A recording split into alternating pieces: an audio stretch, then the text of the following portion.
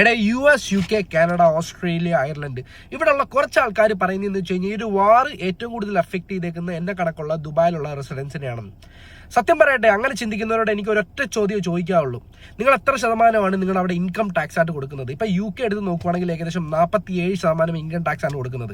ഇപ്പം ദുബായിലുള്ള ഞാൻ എത്ര രൂപ കൊടുക്കുന്നതെന്ന് അറിയാമോ? 0% ഇൻകം ടാക്സ്. എന്ന് വെച്ച് കഴിഞ്ഞാൽ 1 ലക്ഷം രൂപ നേടുന്ന UK-യിലുള്ള ഒരാളും ഇവിടെയുള്ള ഞാനും തമ്മിൽ കമ്പയർ ചെയ്യുവാണെങ്കിൽ പുള്ളിക്കാരൻ അവിടെ കൊടുക്കുന്നത് ഏകദേശം 47,000 രൂപയാണ് ടാക്സ് ആയിട്ട് അടയ്ക്കുന്നത്. ഇവിടെ ഞാൻ കൊടുക്കുന്നത് 0. എന്ന് വെച്ച് കഴിഞ്ഞാൽ 1 ലക്ഷം രൂപ കിട്ടുവാണെങ്കിൽ 1 ലക്ഷം രൂപയും എന്റെ ബാങ്ക് അക്കൗണ്ടിൽ കിടക്കും, എനിക്ക് ചെലവ് ചെയ്യാം. ഈ ഒരു വാർ അഫക്ട് ചെയ്തേക്കുന്നത് എൻ്റയർ വേൾഡിനാണ്. വേറെ ഒന്നുമല്ല, 20% ഓയിൽ ട്രാൻസ്പോർട്ടേഷൻ നടക്കുന്നതെന്ന് വെച്ച് കഴിഞ്ഞാൽ ഈ ഹോർമൂസിലൂടെയാണ്. അതുകൊണ്ട് തന്നെ എൻ്റയർ വേൾഡിലെ 20% ഓയിലാണ് അവിടെ സ്റ്റക്കായിട്ട് കിടക്കുന്നത്. എന്ന് വെച്ച് കഴിഞ്ഞാൽ വേൾഡിലെ എല്ലാ സാധനത്തിന്റെയും പ്രൈസ് ഓട്ടോമാറ്റിക്കലി കൂടും. ഇപ്പം ദുബായിൽ നിന്നില്ല, UK നിന്നില്ല, ഓസ്ട്രേലിയ നിന്നില്ല, എല്ലായിടത്തെയും കൂടാൻ നേരത്ത് ഏറ്റവും കൂടുതൽ ലീസ്റ്റ് ആയിട്ട് അഫക്ട് ചെയ്യാൻ പോകുന്നത് ദുബായിലുള്ള ആൾക്കാരാണ്. വേറെ ഒന്നുമല്ല, ഇവിടെ എനിക്ക് ഏകദേശം 47% കൂടുതൽ കാശാണ് എൻ്റെ കയ്യിലുള്ളത്. അതുകൊണ്ട് തന്നെ എനിക്ക് സ്പെൻഡിങ് പവർ കൂടുതലാണ്. അതുകൊണ്ട് തന്നെ നിങ്ങൾ ദുബായിലുള്ള ആൾക്കാരെ കുറിച്ച് പറയേണ്ട ഒരു ആവശ്യമില്ല. വേറെ ഒന്നുമല്ല, ഇവിടുത്തെ ഗവൺമെന്റ് വളരെ സ്ട്രോങ് ആണ്. അത് മാത്രമല്ല 0% ഇൻകം ടാക്സ് ആണ് ഞങ്ങൾ കൊടുക്കുന്നത്. അതുകൊണ്ട് തന്നെ ഞങ്ങൾ ഫൈനാണ്.